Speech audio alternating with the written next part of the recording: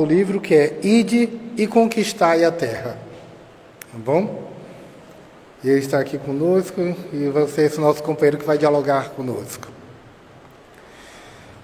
Então, para abrir nossa noite, nós queremos muito poder nos conectar.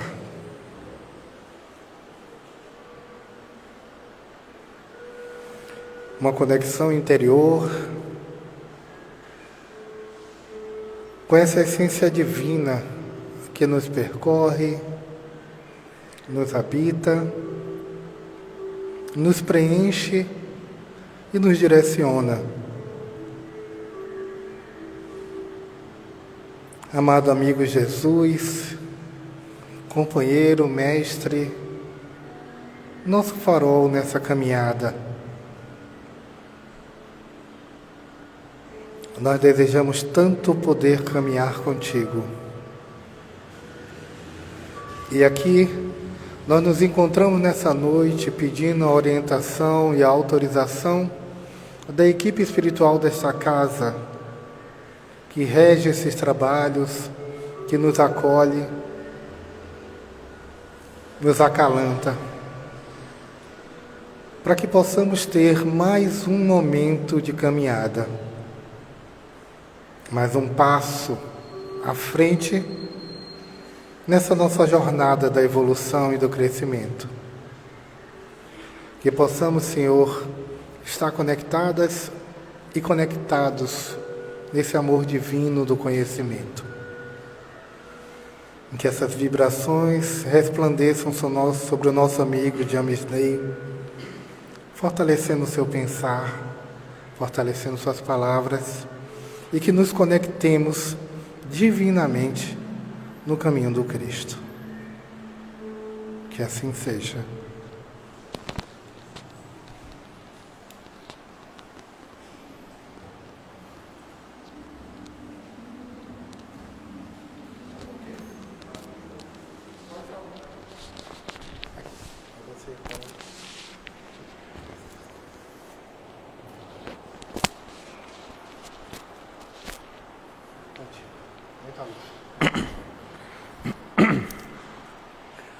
Muito boa noite. Como a gente mata a saudade, né, minha irmã? Para mim é uma alegria imensa nesse período das festas natalinas de retornar a esta casa a convite do nosso querido amigo Raimundo. O CETRASC é uma instituição espírita que eu tenho assim um carinho muito grande e uma história muito espiritual com esta grande egrégora espiritual que é o CETRASC. Então, eu fico muito feliz de estar aqui com vocês, de estar revendo alguns amigos. O sonoplasta da década de 90, ainda é o mesmo sonoplasta que está lá no fundo do auditório. Já são 40 anos naquele, não é? Eu que estou inventando aqui, 40 anos. O sonoplasta é o mesmo. E eu sempre digo aos caros internautas que estão nos assistindo, arquiteto na terra, arquiteto no mundo espiritual. Se você foi médico na terra, médico no mundo espiritual. Então, se o meu amigo é sonoplasta aqui no CETRASC, provavelmente ele será sonoplasta no mundo espiritual, não é? Então, meu querido, um abraço aí no teu coração, aos nossos queridos internautas do CETRASC. Quando o amor esteve na terra. Quando o amor esteve na terra, era a presença magnânima daquele que seria o divisor de águas. Quando o amor esteve na terra, era aquela criança que veio apresentar a luz para a humanidade. Narra Amélia Rodrigues, no livro Primícias do Reino, a grande saga espiritual daquele jovem garoto que iria mudar a história da vida de cada um de nós. Amélia Rodrigues, por volta da década de 60, em 1967, há 54 anos atrás, utilizando-se da mediunidade de psicografia de Divaldo Pereira Franco, iria apresentar a sua primeira obra, Primícias do Reino. E esta obra notável, Primícias do Reino, Amélia Rodrigues iria retratar a vida diária daquela criança que se tornaria a luz do mundo e a primavera para a humanidade. Quando o amor esteve na Terra, era exatamente a história espiritual do menino Jesus. Em um determinado momento, aquela jovem moça, entre os 19 a 20 anos de idade, ela recebe da janela do teu quarto um foco de luz. Era um ser altamente iluminado. Parecia ser o próprio sol que estava iluminando a janela do quarto daquela jovem garota, aparentando entre 19 e 20 anos. Aquele ser de luz, de uma auto-hierarquia espiritual, iria se materializar no espírito iluminado e travaria um diálogo com aquela jovem moça. Com aquela jovem moça, eu disse a você que sonoplasta na terra, sonoplasta no mundo espiritual. Então, muito obrigado.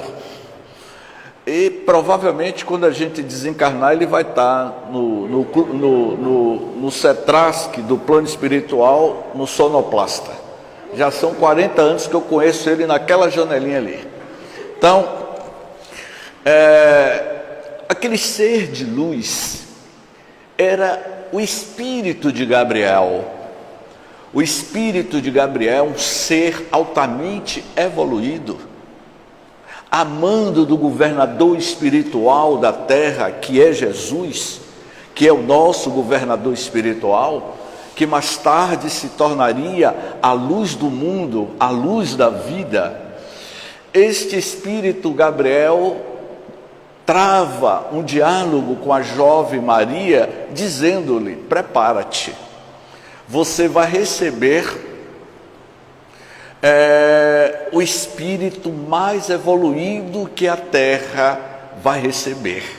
Você receberá o Filho de Deus, um espírito de alta hierarquia. Portanto, o espírito de Gabriel já estava preparando de forma psicológica, emocional, aquela jovem moça que carregaria no seu ventre materno, durante o período de 9 meses de gestação, aquele que iria vir ao mundo, não no dia 25 de dezembro, porque essa data 25 de dezembro não tem nada a ver com a data de nascimento de Jesus.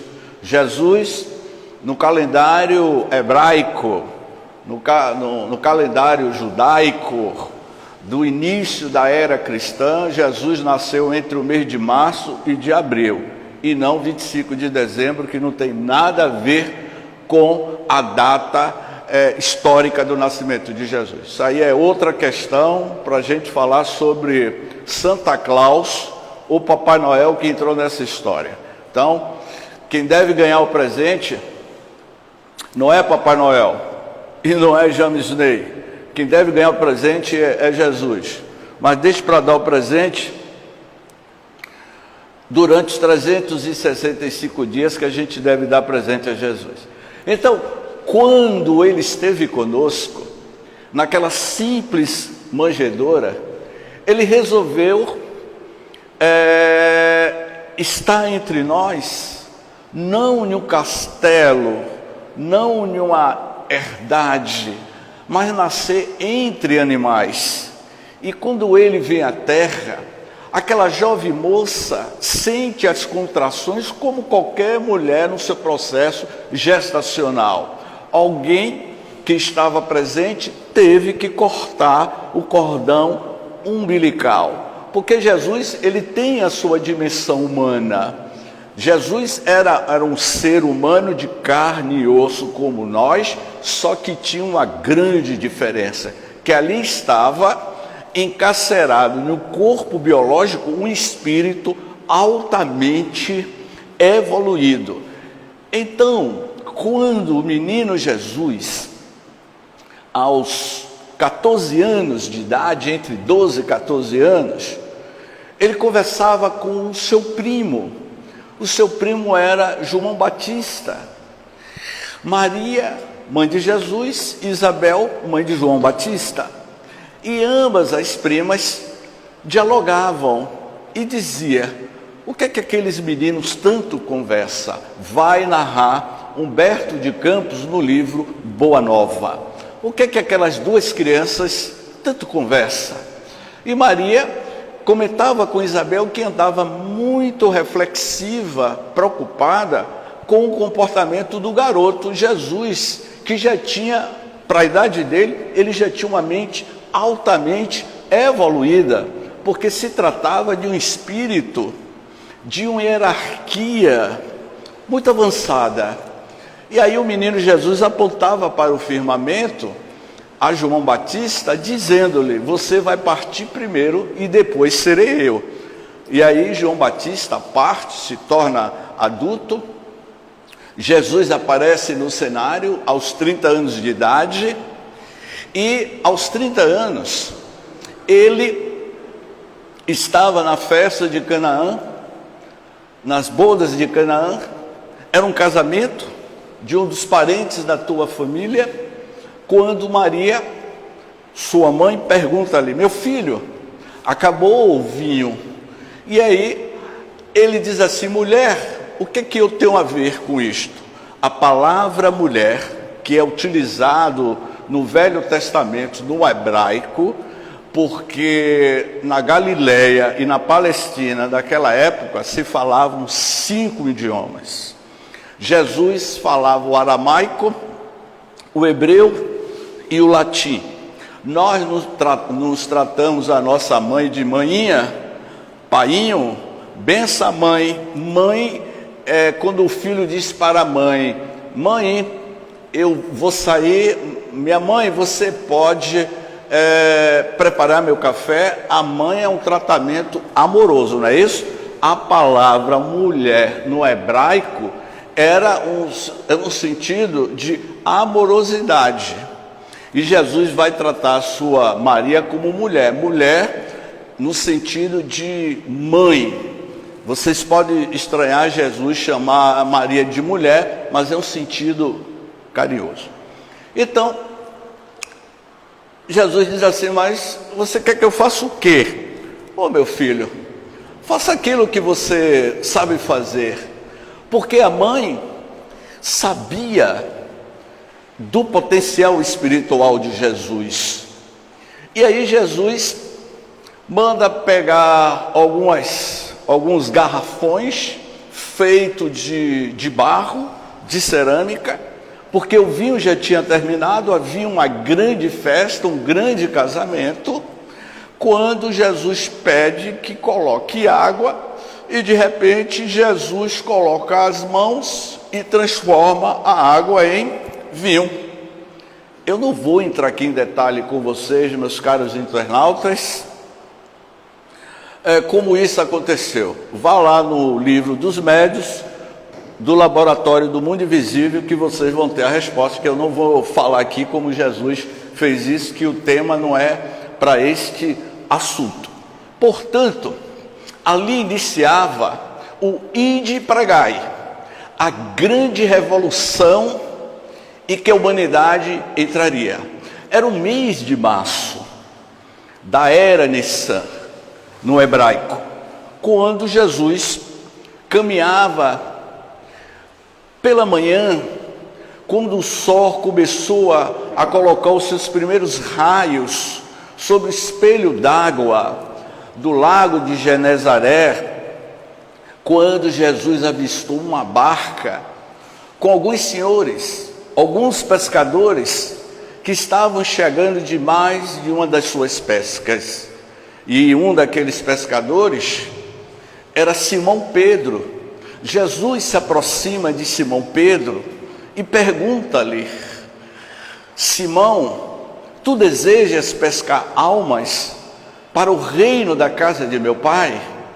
Simão Pedro não conhecia aquele jovem, vai narrar Amélia Rodrigues no livro Primícias do Reino, como também no livro Quando Voltar a Primavera.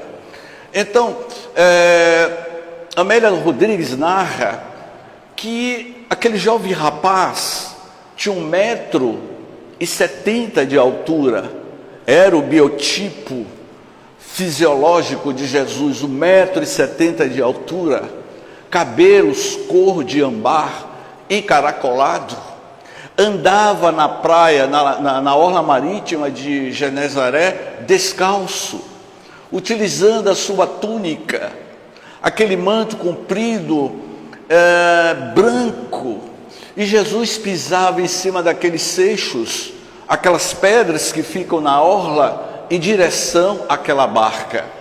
E quando a luz do mundo se aproxima de Simão Pedro, Simão é envolvido pelo campo de luz do Cristo, porque ele é a luz do mundo. Naquele momento, Simão deu uma resposta dizendo-lhe: seguirei com tu, mestre. Naquele momento, a vida de Simão Pedro iria modificar-se. Narra Amélia Rodrigues que em um determinado momento Jesus começou a lançar o seu grande projeto de revolução no mundo íntimo de cada um de nós. O mundo não seria mais o mesmo. A luz do mundo estava entre nós, esta luz do mundo que se tornaria as nossas primaveras. A própria Amélia Rodrigues, no livro Quando Voltar a Primavera, psicografado em 1976 pelo Divaldo, esse livro Quando Voltar a Primavera, que praticamente está associado às 10 obras que a Amélia Rodrigues escreveu através do Divaldo, ela vai dizer que a grande primavera, que é esta luz do mundo, veio clarear os nossos invernos. Quantos de nós que estamos aqui no auditório presencialmente, e os companheiros que estão nos acompanhando pela live, quantos de nós ainda vivemos em nossos invernos, buscando uma nova primavera, um novo verão, uma nova luz? Portanto, meus queridos irmãos, Jesus é essa primavera, é esse verão para a humanidade. E quando ele disse, ide e pregai, ele falava para os trabalhadores da primeira hora. E quem eram esses trabalhadores da primeira hora? Era aquela equipe dos 12. Jesus, ele não iria divulgar a sua mensagem sozinho. Ele contrata 12 discípulos, 12 judeus, e entre eles havia muitas dificuldades de relacionamento. Não pense vocês que Simão Pedro era uma pessoa fácil, ele era uma pessoa temperamental, ele era uma pessoa muito difícil de se relacionar, não é? João Evangelista, o jovem João, entre os discípulos, João era o mais jovem, e quando João soube de que Jesus estava implantando um reino diferente na terra, João conversa com a sua mãe, que era Salomé, e com seu pai, que era Zebedeu, e diz assim: manhinha, ninguém deu risada quando eu disse manhã, né? Eu vou até beber água. Eu estou achando essa plateia muito séria, viu? Eu vou mudar a palestra para vocês darem risada. É porque está todo mundo de máscara. João Evangelista, isso há 2023 anos atrás, João Evangelista chegou em casa e disse assim: manhinha, não gostei. João Evangelista chegou em casa e disse assim: manhinha, tem um Jesus de Nazaré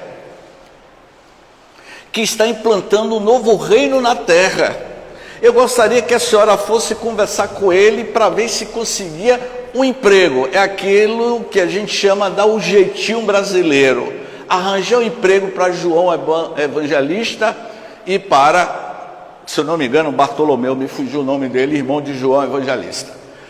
E aí Jesus é procurado por Zebedeu e Salomé, os pais de João Evangelista, e diz assim: Rabi, eu gostaria que você contratasse meu filho, um para sentar do lado direito do seu trono e o outro do lado esquerdo do teu trono. E qual foi a resposta que Jesus deu? Será que eles estão preparados para beber do mesmo fel e do mesmo cálice que eu de beber? Porque seguir as pegadas de Jesus, meus queridos irmãos, meus queridos internautas, não é fácil. E ali Jesus estava construindo um novo reino de luz para a história da humanidade. O mundo não seria mais o mesmo. O mundo iria ter uma mudança psíquica mental. Eu perguntaria a todos vocês: se Jesus não tivesse vindo à terra implantar o teu evangelho, como é que estaria hoje a nossa história? Está nessa situação que está. Jesus veio. Imagine se Jesus não tivesse implantado o evangelho. O mundo estaria em um caos completamente diferente. Então, quando Jesus lança a tua rede para pescar essas almas humanas, ele monta os primeiros trabalhadores da tua grande seara e solicita de todos eles que eles devem sair pregando a tua boa nova. E que boa nova é essa? O Evangelho de Jesus. E o que é o Evangelho de Jesus? São as suas parábolas. Como, por exemplo, há um momento que Jesus ensina aos discípulos sobre a parábola do joio e do trigo. E Jesus conta a história do fazendeiro. Um fazendeiro mau, querendo destruir o fazendeiro concorrente, joga a semente do joio, que é uma erva daninha, na plantação da fazenda vizinha. E quando o dono da fazenda, o empregado da fazenda, descobre que entre a plantação tinha a semente do joio ao lado da semente do trigo, o empregado diz ao patrão: Senhor, tu desejas que eu arranque a semente do joio? E qual foi a resposta que o fazendeiro deu? Essa é a narrativa de Jesus. E o fazendeiro iria dizer: não, deixai que ambos cresçam. Deixai que eles cresçam. Raimundo disse que vai assistir essa palestra depois, viu? Deixai que ambos cresçam. Deixai que cresçam juntos. Crescendo juntos, nós vamos saber quem é joio e quem é trigo. O joio, ele tem 1,20 m de altura. O trigo tem 1,50 m de altura. Ambos são muito semelhantes, só que um é venenoso, é negativo. Então o que Jesus quis dizer que deixar que a luz e a sombra, o mal, o belo e o feio, o mal e a bondade, eles vão crescer juntos. Só que no momento a gente vai definir o que é bom e o que é ruim. E a gente, ao longo da história da humanidade, a gente tem percebido o que é joio e o que é trigo. E é exatamente isso que Jesus estava nos ensinando, porque pregar o Evangelho de Jesus significa você entender o que é a luz, o que é a sombra, porque a sombra, ela é transitória, mas a luz do mundo, ela é eterna. Quando Jesus estava naquele célebre diálogo com o doutor Nicodemos, e que doutor Nicodemos perguntou, Rabi ou Rabone, qual é o significado de nascer de novo? O que Jesus estava dizendo, ele estava falando da lei da reencarnação. Em um determinado momento, Jesus diz a doutor Nicodemos, mas Nicodemos, eu estou falando das questões da terra, você não está entendendo? Imagine se eu falar das questões da casa de meu pai. Se eu falar de meu pai, você não vai entender. Portanto, Jesus usava metáforas, ele contava histórias, alegorias, para que o psicológico daquele povo galileu e da Palestina assim entendesse. Imagine se Jesus falasse da reencarnação, de que o Espírito é eterno, de que o Espírito é uma centelha, é um clarão, é uma luz. Imagine Jesus, minha senhora, falando para Nicodemos há mais de 2000 anos, que a mulher tem as trompas de Falópio, isso ia dar um parafuso na cabeça de Nicodemos. Imagine se Jesus dissesse assim, ô Nicodemos, você não sabe que existe 300 milhões de espermatozoides viajando pelas trompas de Falópio, e que dentre esses 300 milhões de espermatozoides, um vai penetrar o óvulo e o princípio inteligente do universo vai se conectar ali para dar vida, e que são 9 meses de gestação, e que quando o espírito reencarna tem os seus plexos solar. Imagine se Jesus tivesse dito isso.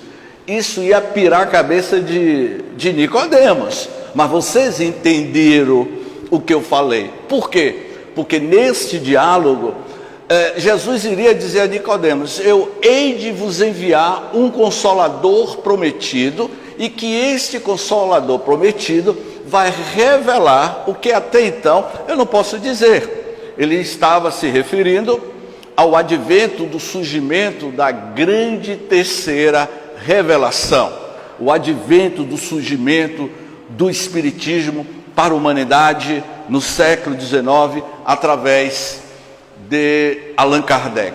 Portanto, meus queridos irmãos, os primeiros trabalhadores da seara do Mestre eram aqueles discípulos que deram o seu testemunho de fé, aqueles discípulos que foram crucificados, perseguidos, queimados vivos no Coliseu Romano, em épocas de festa.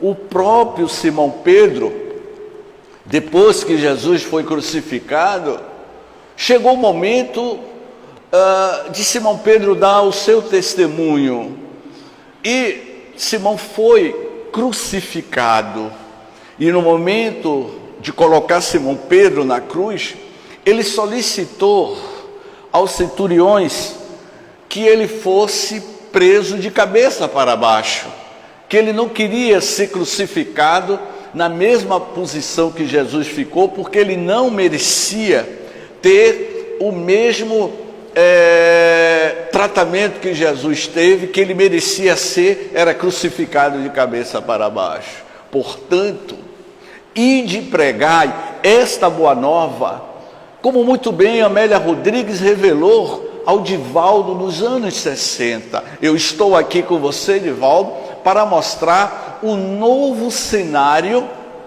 do Evangelho de Jesus na década de 60, década de 70, 80, 90 até 2012, quando Amélia Rodrigues publica, psicografa através de Divaldo, a sua última obra em 2012. Portanto, meus queridos irmãos, o que Jesus nos solicita é que cada um de nós despertem, saiam deste inverno construído por cada um de nós. A noite escura da nossa alma, vai dizer João da Cruz. João da Cruz, ele foi um místico, ele foi um padre que viveu na Espanha no ano de 1560, e ele era contemporâneo de Teresa d'Ávila, Santa Teresa d'Ávila. Teresa d'Ávila, aquela que tinha diálogo com Jesus. O Espírito, a luz do mundo, aparecia para Teresa d'Ávila na Idade Média, e ela era contemporânea de João da Cruz. E João da Cruz, que seguia as pegadas de Jesus, porque seguia as pegadas de Jesus, é uma renúncia interior em nossas vidas, em nossas existências. Então aquele homem desse tamanho pequenininho, João da Cruz, ele iria dizer: a noite escura da minha alma, como cada um de nós aqui neste auditório, e quem está nos ouvindo, cada um de nós teremos a noite escura da nossa alma. É o momento do autoencontro com você mesmo, é o momento que você vai ter um diálogo tete a tete com você mesmo, diante do espelho da própria vida. Então, quando Amélia Rodrigues, eu estou fazendo um apanhado geral das obras de Amélia Rodrigues, que todas elas, ela fala, ide pregai.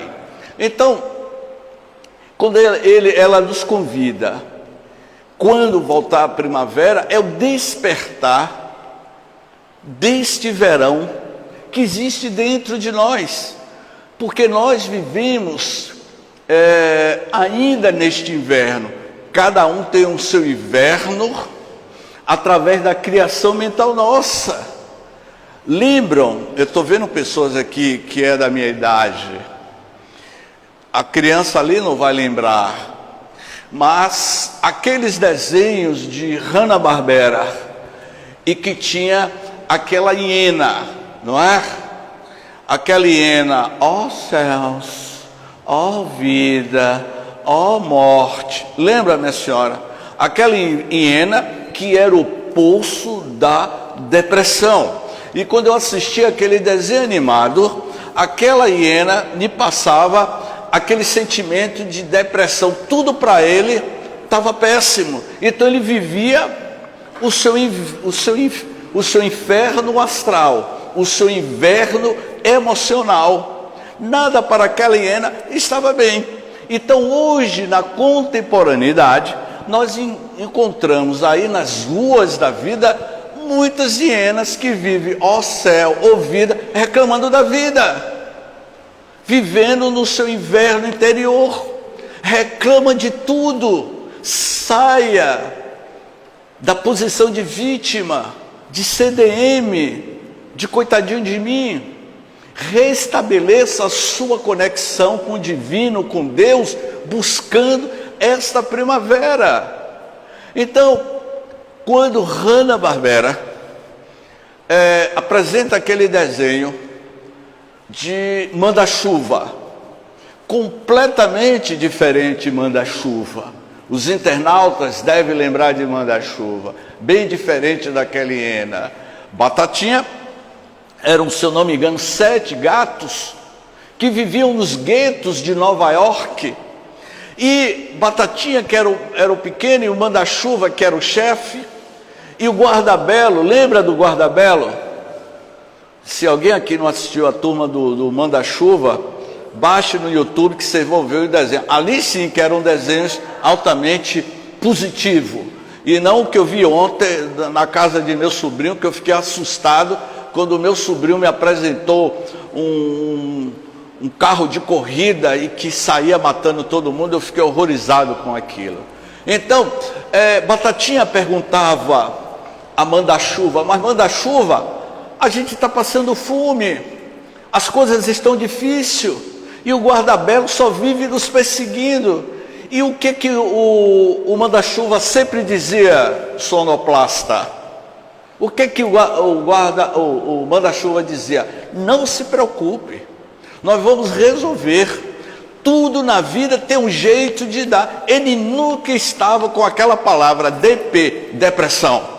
Porque hoje, na contemporaneidade, nós sofremos de uma síndrome, a síndrome do pensamento acelerado, a síndrome da doença emocional, a síndrome das vidas vazias que nos levam à depressão. Foi por isso que em 2006 eu resolvi escrever um livro cujo título do livro se chama A Visão Espírita da Depressão, e que eu faço a relação da depressão com a falta de gratidão. Então a depressão está muito associada à falta de gratidão que a gente deve ter pela vida. Então o manda-chuva, ele sempre estava grato pela vida, mesmo sendo perseguido. Então, nos grandes momentos da nossa jornada, lembremos do que Jesus passou, os seus discípulos. E hoje, meus queridos irmãos, nós somos os trabalhadores da última hora, os ceareiros espíritas cristãos. Qual é o testemunho que cada um de nós estamos dando para a nossa transformação, para que esta primavera seja uma constante em nossas vidas? Todos nós já ouvimos falar da tsunami. A tsunami é uma palavra em japonês, que em português é a onda gigante. Essa tsunami, em japonês, dos grandes terremotos, que matou milhares de pessoas no noroeste da Argentina, do Japão em 2011. Essa grande tsunami que mexeu as placas tectônicas no Pacífico em 2004 e matou mais de 200 mil pessoas. Então eu tenho comparado que cada um de nós, aqui neste auditório, e quem está nos ouvindo, nós temos as nossas placas tectônicas dentro do mundo íntimo de cada um de nós. Essas placas tectônicas, ela é muito rígida, cujo nome dessa placa se chama ego, egoísmo humano, o primado do egoísmo humano, a essência do indivíduo mal, do egoísmo, do materialismo, porque nós somos eminentemente materialista, buscando a nossa espiritualização. E Jesus veio quebrar esses paradigmas que você pode transitar na terra, viver no mundo de César, mas conectado com o divino, com a luz do mundo, com a primavera que sempre esteve presente e continuará presente no mundo íntimo de cada um de nós. Então, essa onda gigante, de vez em quando ela vem, aflora do mundo íntimo nosso e quebra literalmente as nossas placas tectônicas, emocionais, para nos dar uma sacudida e dizer: agora é o momento da tua mudança. Saia da sua zona de conforto, feche o seu ciclo e abra um novo ciclo na sua jornada de crescimento espiritual. Portanto, meus queridos irmãos, minhas queridas irmãs, Jesus é essa luz do mundo, a luz do mundo que veio mostrar as infinitas possibilidades de mudanças que existem na vida de cada um de nós.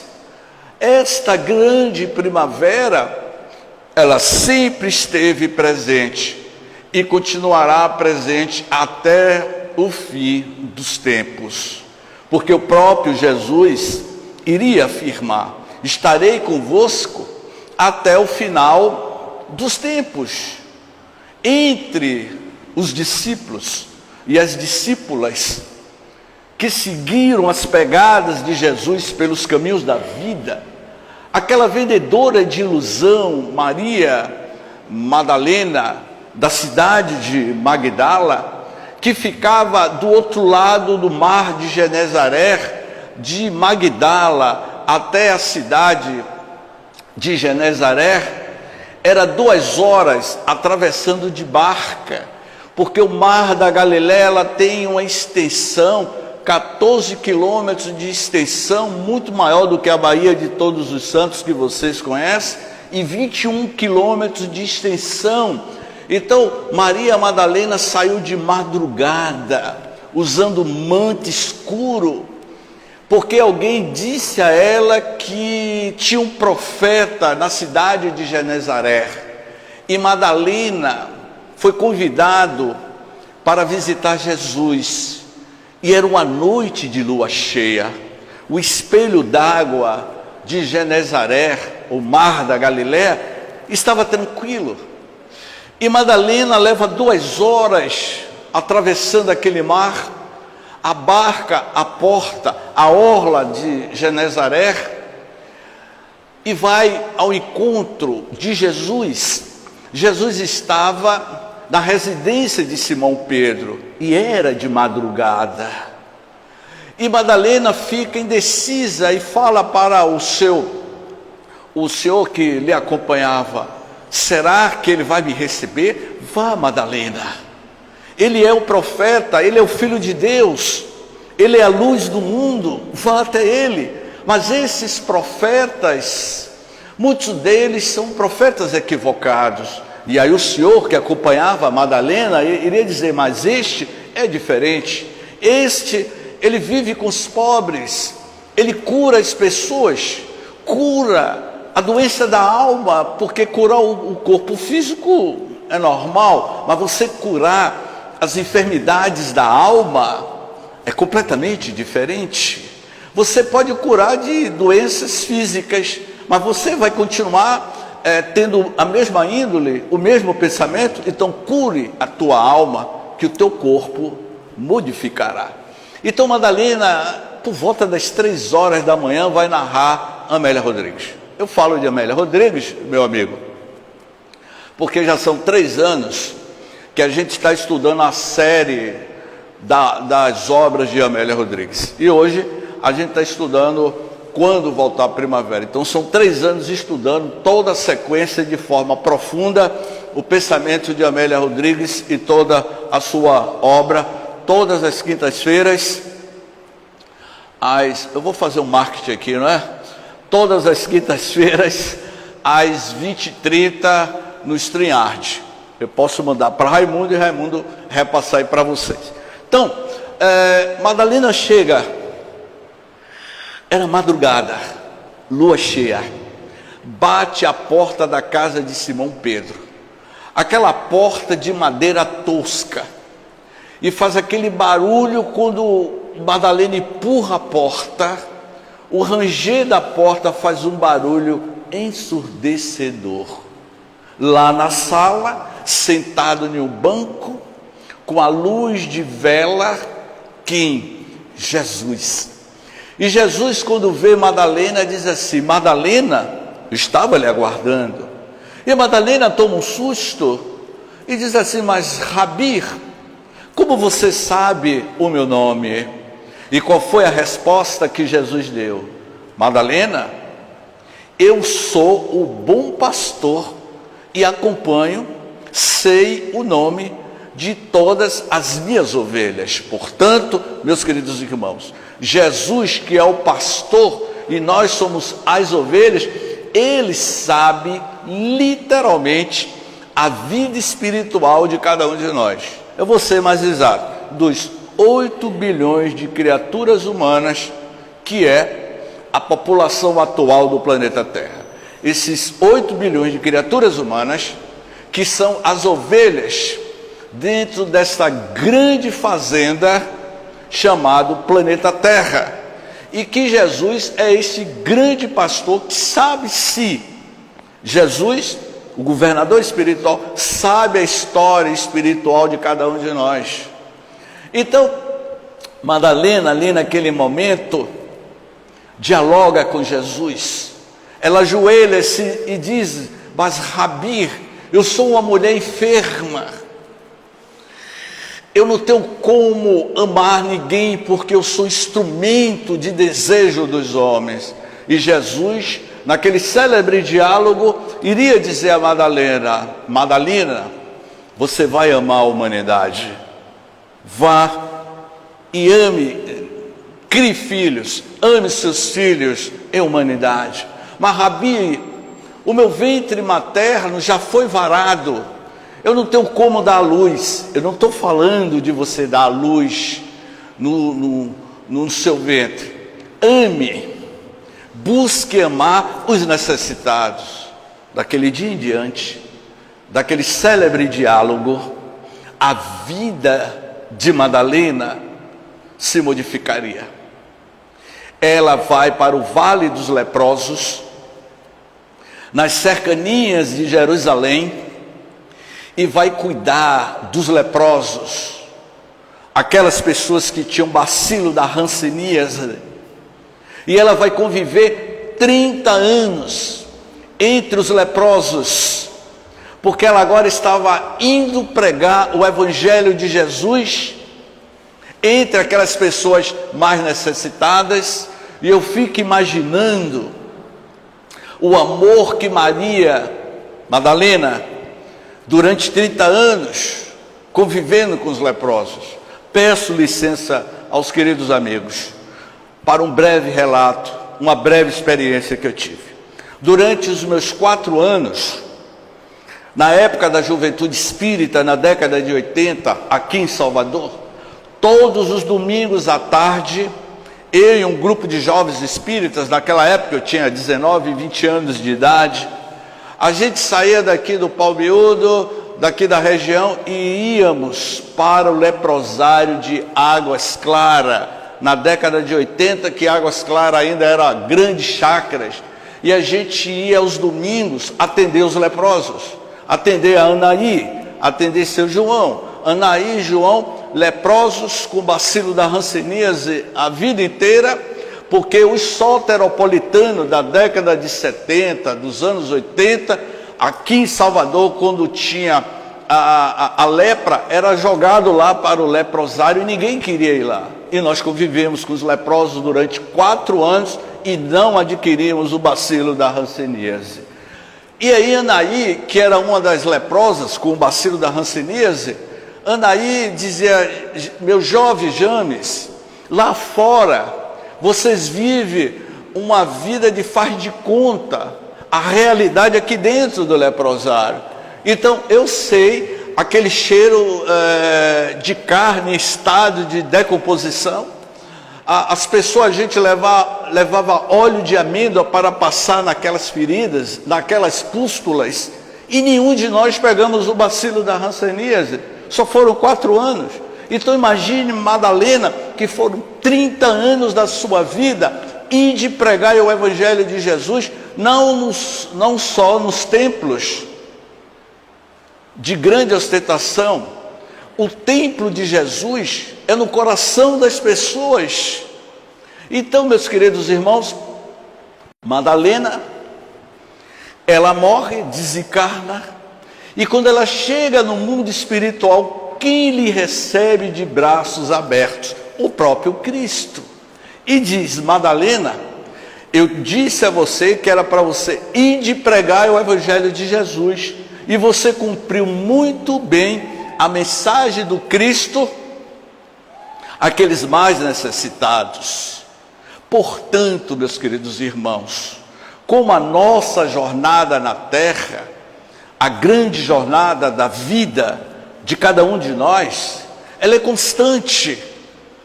Nas nossas sucessivas reencarnações. Madalena foi contemporânea de Jesus.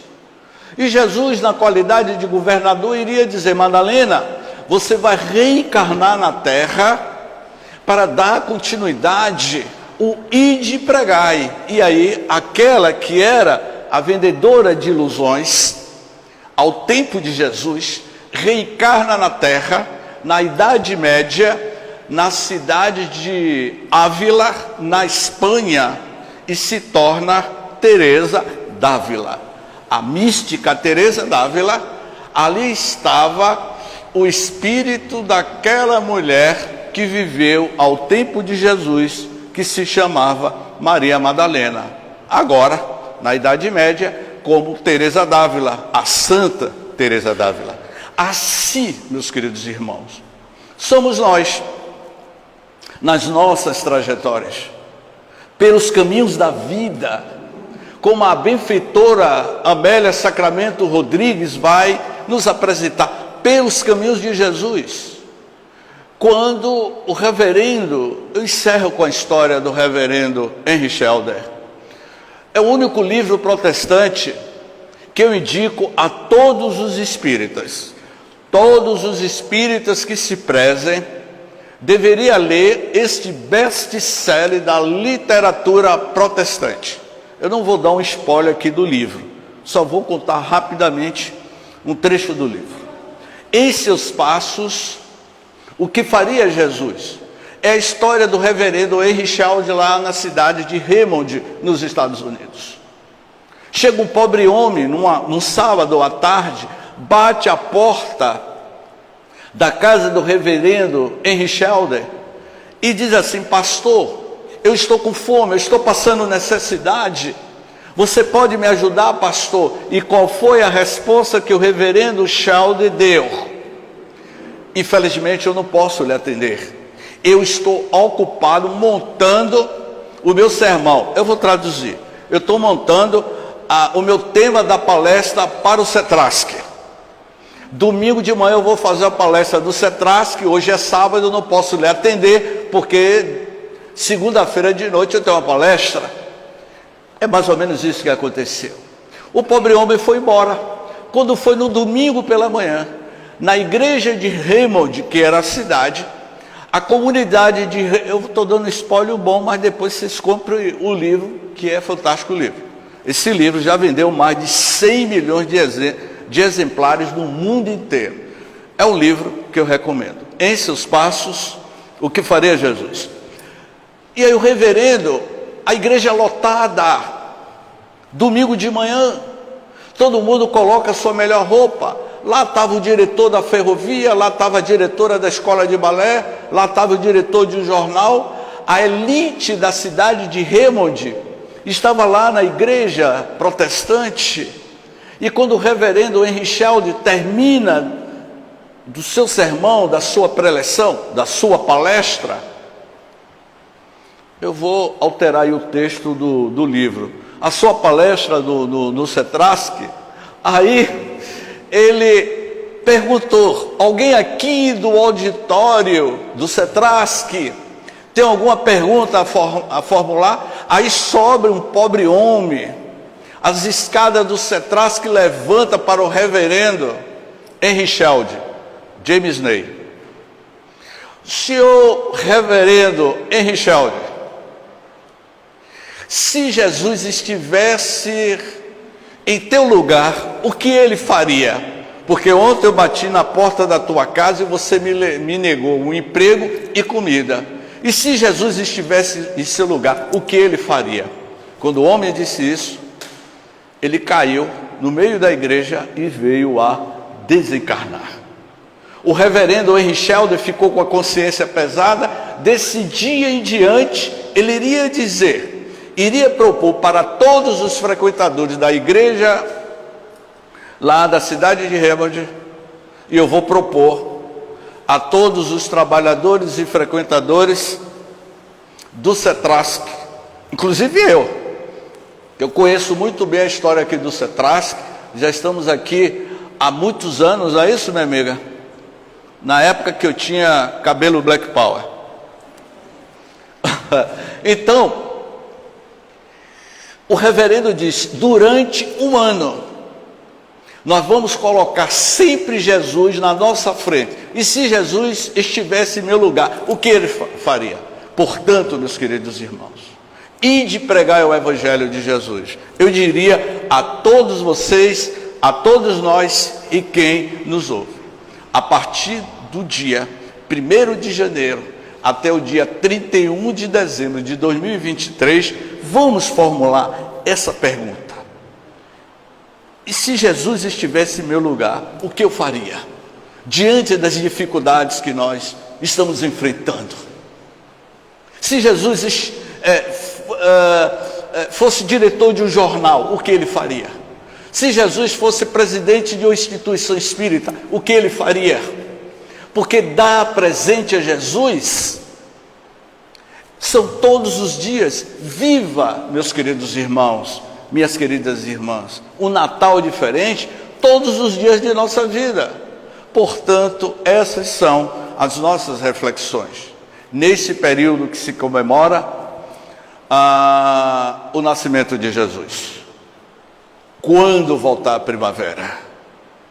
A primavera já está brilhando dentro de cada um de vocês. Saiam da noite escura da tua alma. Saiam dos invernos criados por você mesmo e desperte a luz da primavera, que é a luz do verão, que é o Evangelho de Jesus. Ide pregai o amor de Jesus, que você terá um novo alvorecer na tua jornada espiritual. Gratidão, muita paz e um bom ano novo de luz e de muitas primaveras. Muita paz.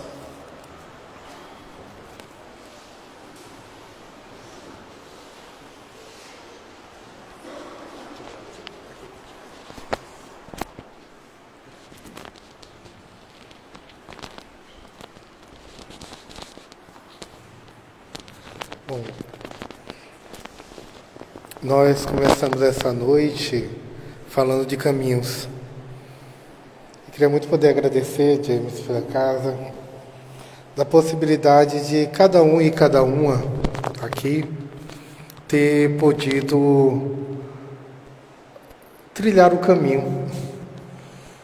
Estava aqui imaginando cada cabeça aí, lendo o livro, enxergando cada momento e cada passagem dessa história tão linda da humanidade. É importante que a gente faça essa reflexão, para que isso mexa com a gente, a cada dia, a cada hora, que a gente possa ser provocado constantemente por essa vivência. Queria convidar os irmãos, as irmãs passistas da casa para estar aqui conosco.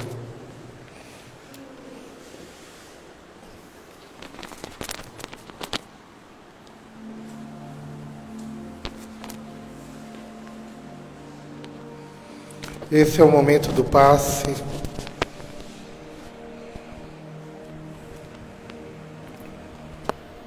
Momento de troca, onde a luz que habita em cada um de nós se conecta com essa luz divina que percorre a nossa volta, que incendeia e ilumina nossos passos. Nessa trajetória desse calendário humano que nos coloca na última semana desse ano, nós nos conectamos com a nossa história. Dentro de nós, a nossa verdadeira história. Uma história de uma caminhada muito longa, tanto para trás quanto para frente. E que hoje, nos sentindo fortalecidos, compreendemos da necessidade de continuar a caminhar. Esta luz que nos ilumina, essa luz que percorre o nosso caminho, essa luz que é Jesus na nossa vida.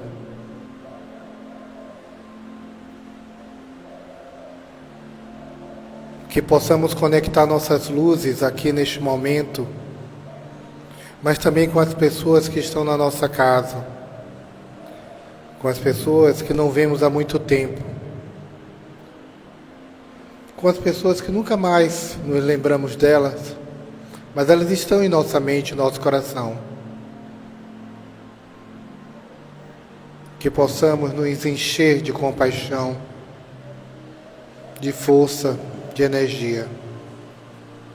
E que possamos sair daqui espalhando luz pelos becos, pelas ruas, pelas vielas. Que possamos espalhar luz.